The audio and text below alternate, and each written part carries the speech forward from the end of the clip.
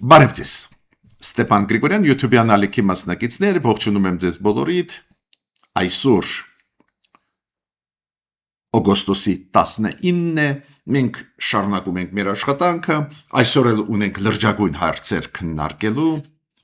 Հայաստան եկավ շատ կարևոր կոնգրեսական Միացյալ Նահանգներից, Հանրապետության կուսակցության անդամ,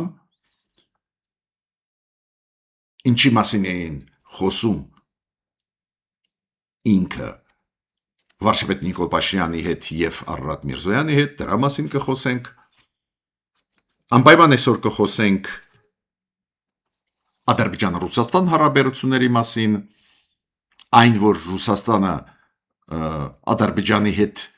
մոտ է ու շատ բաներ անում է ի օգուտ Ադրբեջանի, նաև մեր տարածաշրջանում մենք գիտենք, ստեղ ինչ-որ մի մեծ գաղտնիք չեն բացում, բայց պարբերաբար Ռուսաստանի և Ադրբեջանի միջև առաջանում են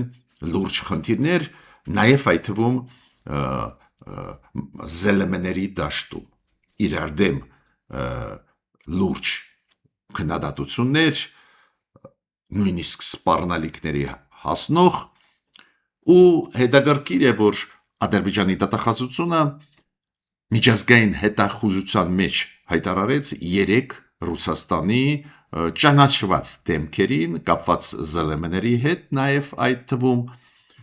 ու արձագանքը Ռուսաստանի վախվորած այդ փաստի հետ կապված շատ հետաքրքիր է ուսումնասիրել, ես դա ձեզ կներկայացնեմ։ Նաև ես ուզում եմ խոսել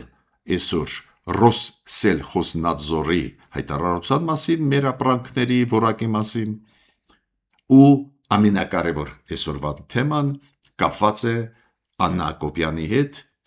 վարչապետի կնոջ հետ։ Աննա Հակոբյանը առաջարկություն արեց մեր ընդդիմադիր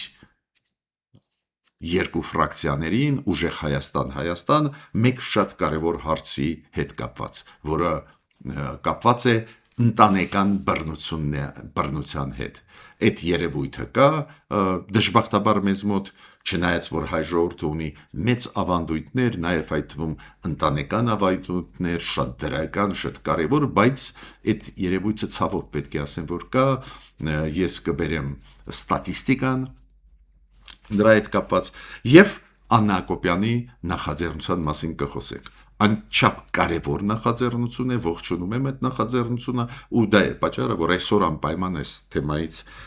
թեմայով նաև մենք կծավալվենք։ Ուրեմն սկսում ենք մեր այսօրվա աշխատանքը,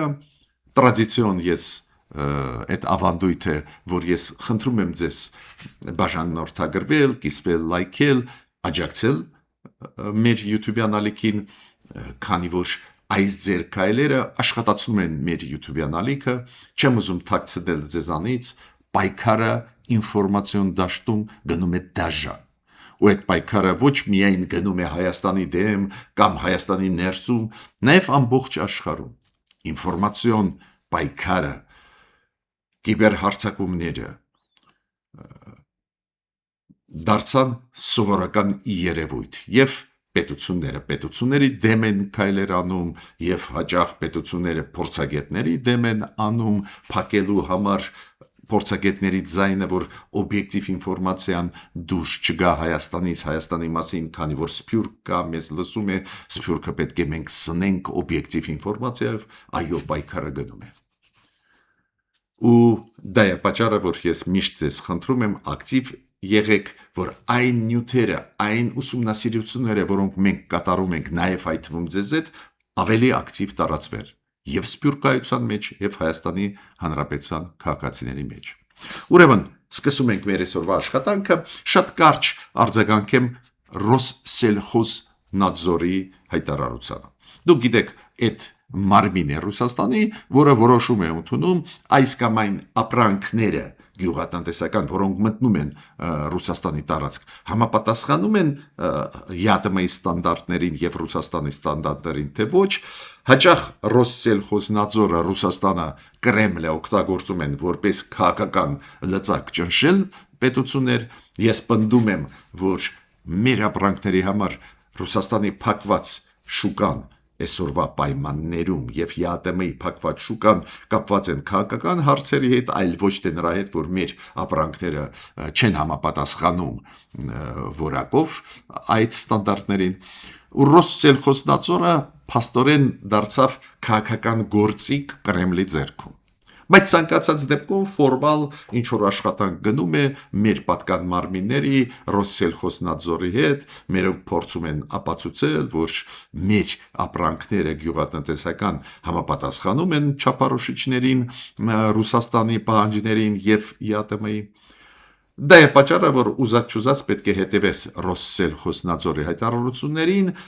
միգուցե կհասկանանք ուր է գնում գործը։ Ռուսաստանը չի բացում սահմանը մեր ապրանքների համար, Ռոսսելխոզնadzորը արեց հայտարարություն այսօր առավոտ ու ասեց, որ մենք հույսով ենք, որ Հայաստանը գործնական քայլեր այդ ուղղությամբ կանի։ Դες իրանք ուզում են ասել, այ եթե դուք աշխատեք, բարելավեք, որակը բարձրացնեք, ֆիտոսանիտարական նորմերը պահպանեք, այդ դեպքում մենք կբացենք։ Ու դժվար է ասել այդ մեսիջը ինչ է նշանակում, որ Ռուսաստանը ուզում է այնուամենայնիվ աշխատել Հայաստանի հետ բացել շուկան, քանի որ մի քանի քաղաքական մեսիջներ Նիկոլ Փաշինյանը ուղարկեց Ռուսաստանը, որը կարող է դուր եկավ Ռուսաստանում, ու Ռոսսելխոզնadzորը ասում է, դե մի քիչ շարժվեք, մենք կբացենք։ Թե դա ուղակի ձեր առնոց է, դա ուղակի այն է, որ Ռուսաստանը ասում է, որ ստեղ քաղաքական հարց չկա, ուղակի ձեր ապրանքները չեն համապատասխանում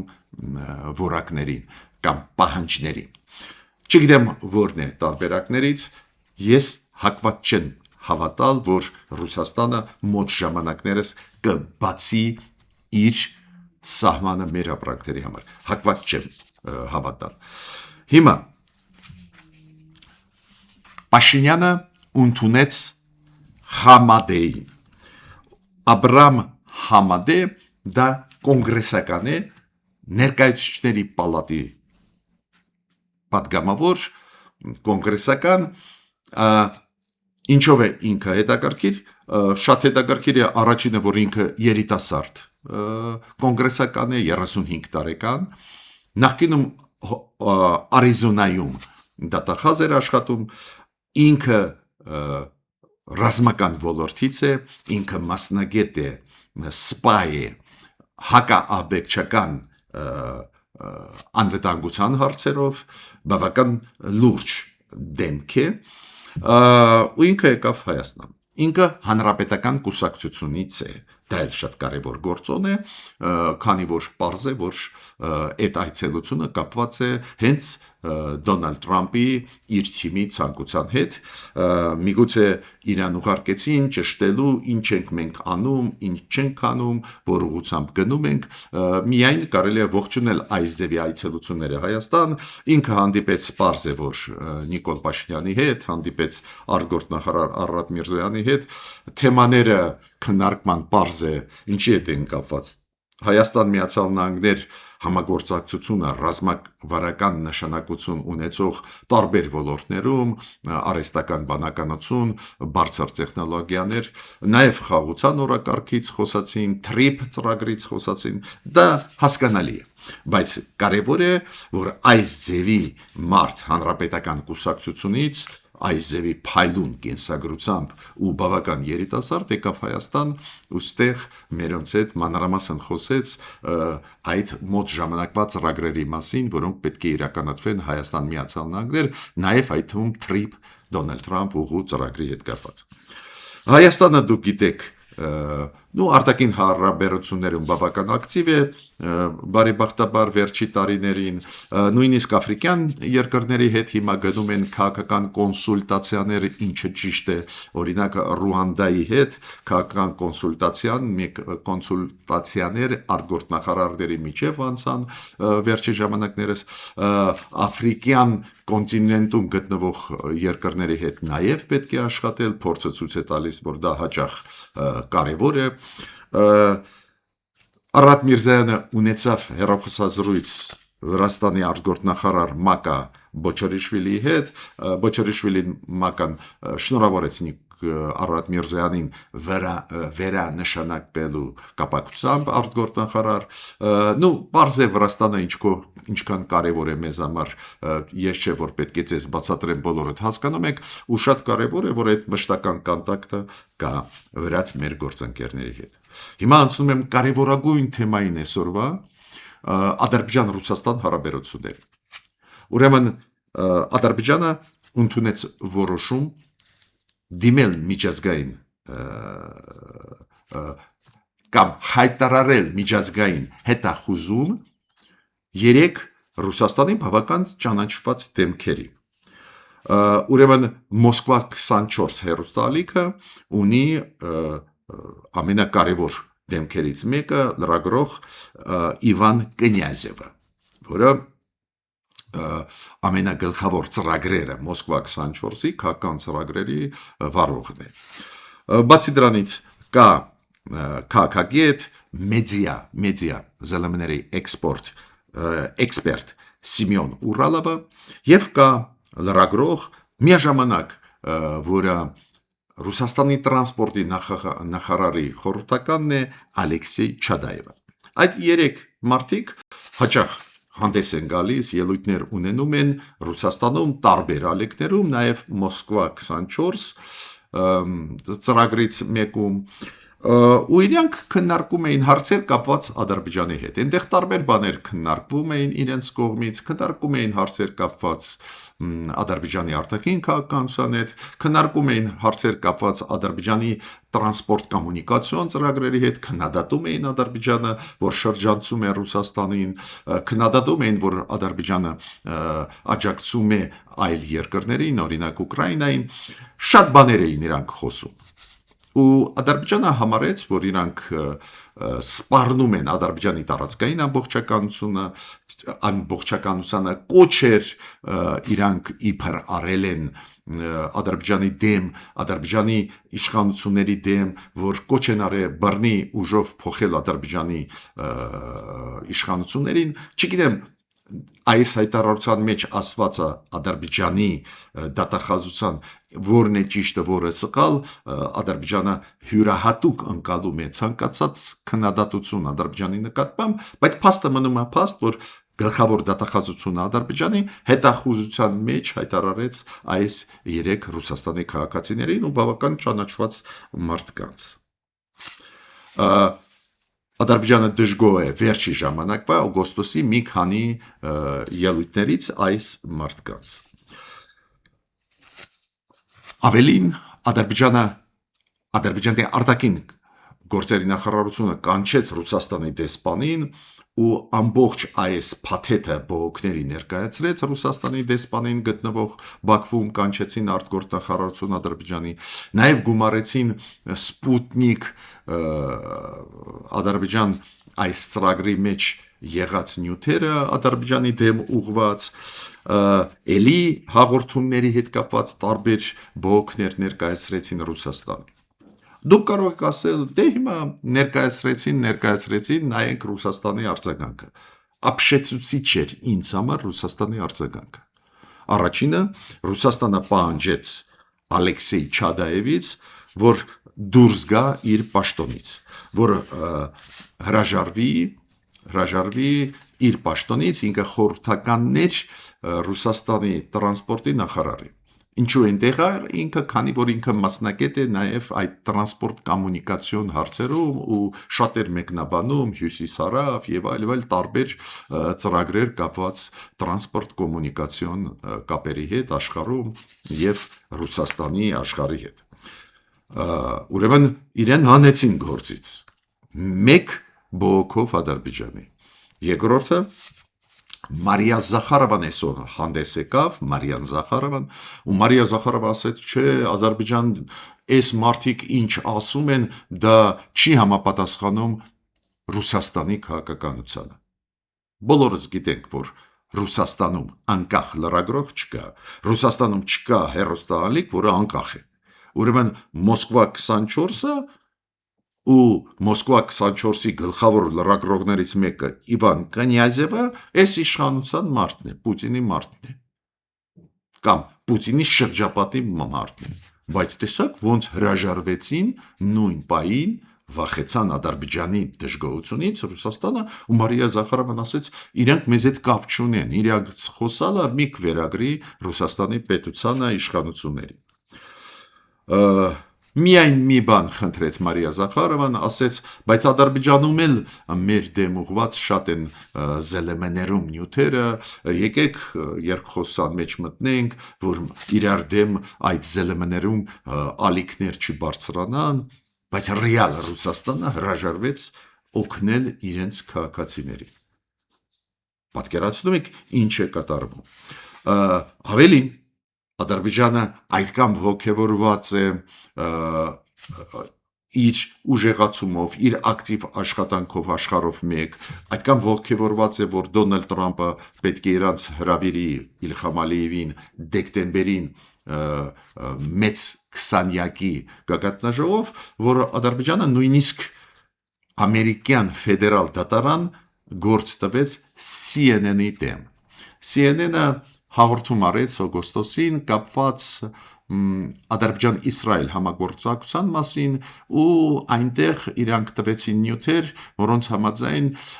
Իսրայելը ունի Ադրբեջանում հենակետեր, որտեղից հարված էր հասցնում Իրանին։ Ու Ադրբեջանը դժգոհ լինելով այս ինֆորմացիային դատի է տալիս CNN-ին։ Միտքս ինչու է։ Ադրբեջանը ակտիվ քաղաքականություն է վարում, բայց ինչն է հետաքրքիր, որ բավական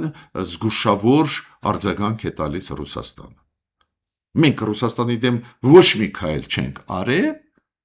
Ռուսաստանը, ՀԱՊԿ-ը, ԵԱՏՄ-ն չեն կատարում պարտավորություններ մեր առջև, ոչ միայն ՀԱՊԿ-ը, հիմա ԵԱՏՄ-ն, ԵԱՏՄ-ն պարտավոր է մեր ապրանքները ընդունել, բայց տեսակ սահմանը փակեց Ռուսաստանը։ Դուք իրանք մեր առջև չեն կատարում պարտավորություններ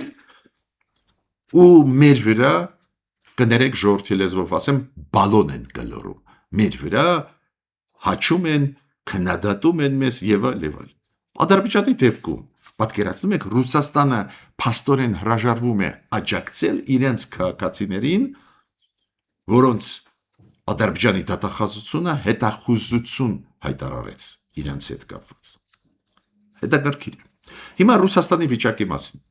Գիտեք, ես թրուցիկ միշտ անդրադառնում են Ուկրաինա, Ռուսաստան այդ գլխավոր զարգացումներին, հիշում եք, ձեզ մանրամասն ասում էի Սևծովում ստեղծված իրավիճակի մասին, Սևծովը կարևորագույն առևտրի ծովն է։ Այնտեղ ցորենը Ղազախստանի, Ռուսաստանի, Ուկրաինայի Սևծովով գնում է դեպի աշխարհ, նավթը, նավթամուղը, Նավորոսիյսկի նավթամուղը, նավթը լցնում են լցանավեր տարբեր երկրներ, տանում են իրանց մոտ ռուսական նավթը, նաև ղազախական նավթը, ու հիմա մենք տեսնում ենք ահավոր վիճակ, այդ մենք խոսացել ենք, բայց Ուկրաինան հասցնում է այդքան լուրջ հակառվածնել Ռուսաստանի նավթա մշակման գործարանների վրա, Ռուսաստանի էներգետիկ ոլորտի վրա, այդքան ուժեղ հարվածներ է հասցնում, որ այսօրվա պայմաններում տվյալները պաշտոնական են, ռուսական տվյալներ են, ուրեմն լցակայանները, այդ բենզա լցակայանները միայն 28% ունեն բենզին եւ դիզել։ Ամբողջ Ռուսաստանում միայն 28%, 1/3-ից պակաս լցակայանները բենզինի, դիզելի ունեն բենզին, դիզել, որ մատակարարեն իրանց Ռուսաստանի քաղաքացիներին։ Պետք է ասեմ, որ Ուկրաինան շատ դիպուկ հարվածներ է տալիս Wildberries համակարգին։ Wildberries այս ցանցային առևտրային համակարգը բոլորս գիտեք, Wildberries, Ozon, դուք գիտեք, գրեթե բոլոր շենքի տակ կարելի է գտնել Wildberries-ի կամ Ozon-ի գրասենյակները Երևանում, այս առևտուրը աշխուժ գնում է, ու այդ համակարգը բավական մեծ աջակցություն է տալիս Ռուսաստանի բյուջեի մեջ։ Հզոր համակարգ ստեղծեցին մարդիկ, որը կոչվում է Wildberries առաջի հերթին, բայց ինչի Ուկրաինան Wildberries-ը թիրախավորում է, քանի որ Wildberries-ի միջոցով տարբեր երկրներից Ռուսաստան են բերվում ռազմական աթեստների համար մասնիկներ ու Ուկրաինան թիրախավորեց Վայլդբերիսը։ Դուք գիտեք, Վայլդբերիսի 20 գլխավոր պայեսներից 10-ը ոչնչացված են Ուկրաինայի դրոնների կողմից, վերջի հարվածը, որը հասցվեց, նաև Մոսկվայի տակ գտնվող մի քաղաքի, փոքր քաղաքի Մոսկվայի տակ գտնվող կարևորագույն, խոշորագույն պայեսները Վայլդբերիսի։ Լրջագույն վնաս է հասցվում այդ Վայլդբերիս համակարգին, որը ռազմա արդյունաբերությունը Ռուսաստանի աջակցում էր։ Դրա պատճառով ընկավ հարվածների տակ Ուկրաինայի կողմից ու այդ աթեստներով մեծ մոտավորապես 10 միլիարդ դոլարի վնաս հասցվեց էսպային ու այդ տվյալները ուկրաինական տվյալներ չեն, ռուսական տվյալներ են, Ռուսաստանը ասում է այդ կորուստների մասին Վայլդբերիս այդ համակարգի հետ կապված։ Ինչու ես դա ասում եմ, որ դուք պատկերացնեք ինչ է կատարվում Ուկրաինա-ռուսական պատերազմում, պարզ է Ռուսաստանը ռմբակոծում է քաղաքները Ուկրաինայի, նաև լրջագույն վնասներ է հասցնում, բայց հակահարվածները Ուկրաինայի շատ դիպուկ են։ Ու դա բերում է նրան, որ Ուկրաինան հասավ նրան, որ գրեթե ամեն օր մի քանի ժամ Ռուսաստանի օդանավակայանները չեն աշխատում։ Օրինակ, երեք մի քանի ժամ չէին աշխատում Մոսկվայում գտնվող գլխավոր օդանավակայանները, Դոմոդեդովոն, Վնուկովոն, Մոսկվայի տակի Ժուկովսկին։ Ինչ եմ ուզում ասել։ Դրա պատճառով օրինակ նաև հետաձգվեց Գյումրի-Մոսկվա ռեյսը։ Ինչ եմ ուզում ասել։ Ուզում եմ ասել, շատ լուրջ է վիճակը, Ռուսաստանը ծանրագույն վիճակում է, բայց այնուամենայնիվ չի բացում մեր առջև սահմանները։ Ռուսաստանը նաև սպառնաց Մեծ Բրիտանիային, քանի որ պարզ դարձավ, որ Մեծ Բրիտանիան մատակարարում է իր շատ կարևոր մարտական դրոնները Ուկրաինային, դրոններով օգնում է Ուկրաինային, մինչդեռ Ուկրաինան շատ դրոններ ունի, գրեթե ամեն օր 500-ի կարգի դրոն ամեն օր Ուկրաինան ուղարկում է դեպի Ռուսաստան, Ռուսաստանի տարածքներ, շատ ու շատ դրոնները հասնում են արդյունքի իրանց հարվածները, բայց Մեծ Բրիտանիան պարզվեց, որ տալիս է շատ կարևոր մարտական դրոններ, նաև ծովային դրոններ ուկրաինացիներին, Ռուսաստանը սպառնաց պաշտոնական մակարդակով, Լավրովը խոսած դրա մասին, արտգործնախարար Ռուսաստանի, Մեծ Բրիտանիան պատասխանեց։ Նոր, դուք գիտեք, վարչապետ ունի Մեծ Բրիտանիան, Էնդի Բյորնեմը ասեց, մենք 100%-ով Ուկրաինային աջակցում ենք, 100%-ով կաջակցենք, կոպիտ ասած, այո, մենք կշարունակենք տալ Ուկրաինային դրոններ, զենք, զինամթերք ու չենք նայի ձեր սպառնալիքների։ Ես ասեմ ձեզ, վերջի ժամանակներս շատ էին նյութերը Եվրոպայում, առաջի հերթին Գերմանիայում, Մեծ Բրիտանիայում, որ Ռուսաստանը պլանավորում է հարձակում կատարել, այդպես փորձ անել, հարձակում կատարել կամ Բալտյան երկրներից մեկի վրա, կամ Լեհաստանի վրա, ստուգելու ՆԱՏՕ-ի զգոնությունը։ Ավելին կան մասնագետներ, նաև ՑՌՈ-ի նախկին ղեկավար, որը ասում է նաև հարված կհասցվի Գերմանիային։ Հիշում եք այդ ռուսական դրոնները, որ մտնում են Գերմանիայի տարածքը, ուսումնասիրում են, դուրս են գալիս, դա ցույց է տալիս, որ հակաօդային համակարգը Գերմանիայի ոչ բոլոր անգամ է, որ adekvat արձագանքում է։ ՆԱՏՕ-ն սկսեց արձագանքել, օրինակ Ռումինիայի վերջի ժամանակվա մտած մի քանի դրոններ ՆԱՏՕ-ի ինքնաթիռներով, կործանիչներով ոչնչացվել են, բայց միտքս ինչու՞մ է։ Այդ մտահոգությունը, որ Ռուսաստանը կգնա այդ քայլի, կա Եվրոպայում, ես ճիշտ ասած զարմացած կլինեմ, եթե հարված հասցվի, ինչու՞։ Քանի որ Ռուսաստանը ծանր վիճակում է Ուկրաինայի դեպքում, այդպես չի էլի, որ միանշանակ մենակ հաղթանակներ եւ այլ։ Ուկրաինայի հակահարվածները շատ են թուլացնում Ռուսաստանը։ Բայց այնուամենայնիվ մենք պետք է հասկանանք, որ Պուտինը ոչ adekvat որոշումներ է հաճախ ընդունում ու ինքը կարող է իրոք հարված հասցնի Բալտյան երկրներից մեկին, դա անպայման չի, որ մեծ պատերազմ լինի, դա կետային հարված կարող է լինի, հենց ցամաքային ստուգելու ՆԱՏՕ-ի զգոնությունը եւ ուժը, ու ինչքանով ՆԱՏՕ-ն պատրաստ է աջակցել այս երկրներին։ Նաև ես ուզում եմ ասել, որ Թրամփը իրոք հրապարակեց քարտեզ, որ Հորմուզի նեղուցը դա Ամերիկայի տարածքն է։ Նու ես չգիտեմ ինչքանով է դա լուրջ, կլինեն երկրներ, որոնք ճանաչեն դա, ու շատ կարևոր է արձագանքը արաբական աշխարհի երկրներին։ Օրինակ Պարսից ծոցի պրո-ամերիկյան պետությունները կճանաչեն Հորմուզի նեղուցը որպես Ամերիկայի տարածք, կասկածում են, բայց ամեն ինչ կարող է լինել, օրինակ Էմիրատները դադարեցրեցին ցանկացած տնտեսական համագործակցություն կամ այլ ոլորտերում Իրանի հետ, այդ հայտարարությունը այսօր արեցին, միգուցե ամերիկացիք հույսով են, որ արաբական աշխարհից 1-2 երկիր կճանաչի Հորմուզը, բայց դրանով այս ձևի քարտեզներով դժվար թե բան փոխվի, բայց ցանկացած դեպքում այդ քայլը արեց Դոնալդ Տրամպը, նաև Դոնալդ Տրամպը պնդում է, որ Հորմուզը բաց է, բայց այնտեղից չեն համարձակվում անցնել լցանավերը,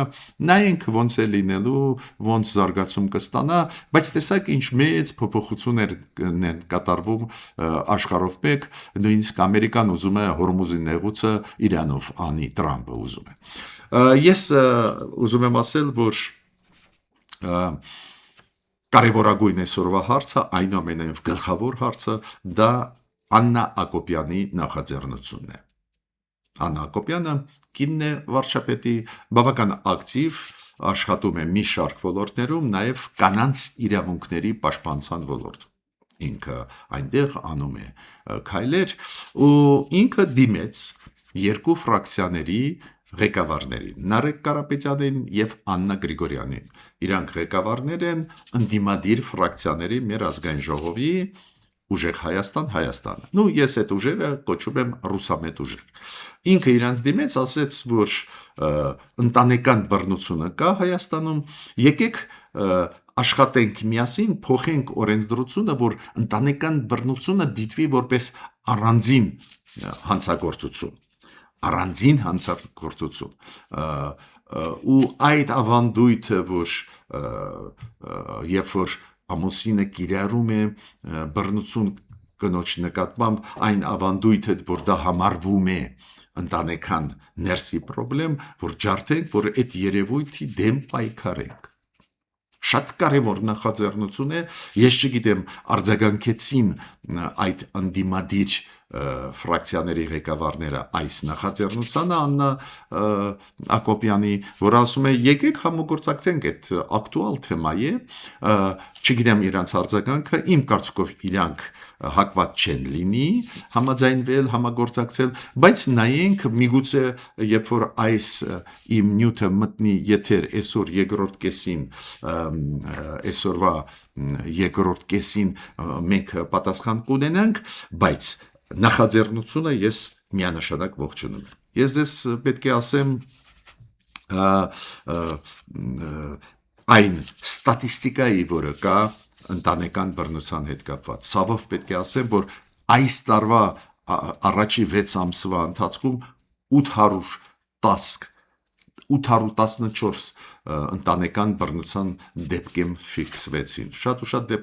դեպքեր չեն ֆիքսվում, բայց 814 դեպք ֆիքսվեց ընտանեկան բռնության, այնտեղ շատ են դեպքերը, երբ որ բռնությունը կիրառվում է ամուսնու կողմից կնոջ նկատմամբ, երեխաների, դրա մեջ մտնում են 300-ից ավել բռնություն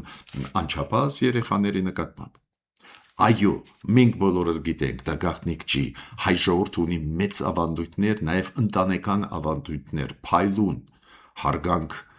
տատիկների նկատմամբ, հարգանք կանանց նկատմամբ, այդ ոչ ոք ստեղ խնդիր չի տեսնում, բոլորս գիտենք, որ ամեն ինչ անում ենք, որ մեր երեխաները դաստիարակություն ստանան, մեր երեխաները կրթություն ստանան, այդ իմաստով հայ ժողովուրդը շատ հետաքրքիր ժողովուրդ է, ունի փայլուն ավանդույթներ, բայց ցավով կա տոկոս ու փոքր տոկոս չի, ընտանիքներ, որտեղ որ սոցիալական ծանր վիճակի պատճառով, այլ պատճառներով մենք տեսնում ենք բռնություն, ու դրա հետ պետք է պայքարել, դրա դեմ աշխատել, ու Աննա Ակոպյանը այս նախաձեռնությամբ հանդես եկավ, նայենք արձագանքը ընդդիմադիրների։